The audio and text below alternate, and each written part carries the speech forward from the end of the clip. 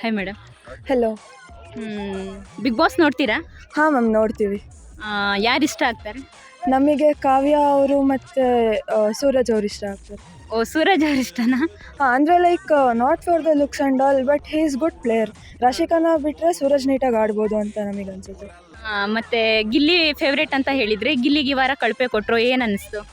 ಅಂದರೆ ಲೈಕ್ ಇವಾಗ ಅವ್ನು ಟಾಪಲ್ಲಿರೋ ಕಾರಣ ಎಲ್ಲ ಸೇರಿಬಿಟ್ಟು ಅವನಿಗೆ ಲೈಕ್ ಟಾರ್ಗೆಟ್ ಮಾಡಿಬಿಟ್ಟು ಕಳಪೆ ಕೊಟ್ಟರು ಆ ಥರ ಅನಿಸಿದೆ. But still hill come back. ನಿಮ್ಮ ಪ್ರಕಾರ ಟಾಪ್ 3ಯಲ್ಲಿ ಯಾರ್ಯಾರು ಬರ್ಬೋದು? ಕಾವ್ಯ, ಸೂರಜ್ ಮತ್ತು ಗಿಲ್ಲಿ ಅವ್ರು ಬರ್ಬೋದು ಅನಿಸುತ್ತೆ.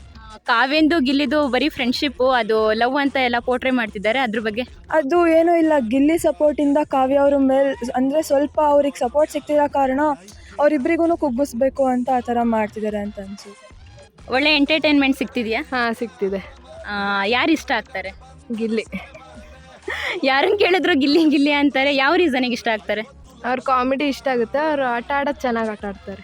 ಕಾಮಿಡಿ ಇಷ್ಟ ಆಗುತ್ತೆ ಅಂದರೆ ಅವ್ರು ಕಾಮಿಡಿಯಿಂದನೇ ಮೇಲ್ ಬರ್ತಿದ್ದಾರೆ ಅಂತ ಅಂತಿದ್ದಾರೆ, ಅದ್ರ ಬಗ್ಗೆ? ಇಲ್ಲ, ಹಂಗೇನಿಲ್ಲ. ಟಾಪ್ 3ಯಲ್ಲಿ ಯಾರ್ಯಾರು ಇರ್ಬೋದು? ಗಿಲ್ಲಿ ಮತ್ತು ಅಶ್ವಿನಿ, ರಕ್ಷಿತಾ. ಯಾರ ಮನೆಯಿಂದ ಆದಷ್ಟು ಬೇಗ ಹೋಗಬೇಕು?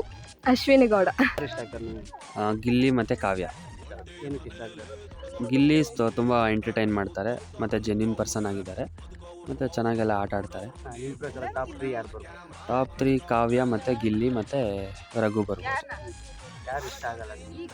ನನಗೆ ರಿಷಾ ಇಷ್ಟ ಆಗಲ್ಲ ಮತ್ತು ರಾಶಿಕಾ ಇಷ್ಟ ಆಗಲ್ಲ. ಅಶ್ವಿನಿ.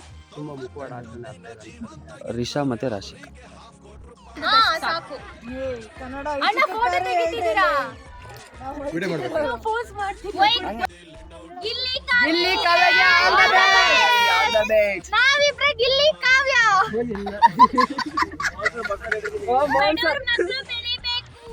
ಫಸ್ಟ್ ಗಿಲ್ಲಿ ಗೆಲ್ಬೇಕು.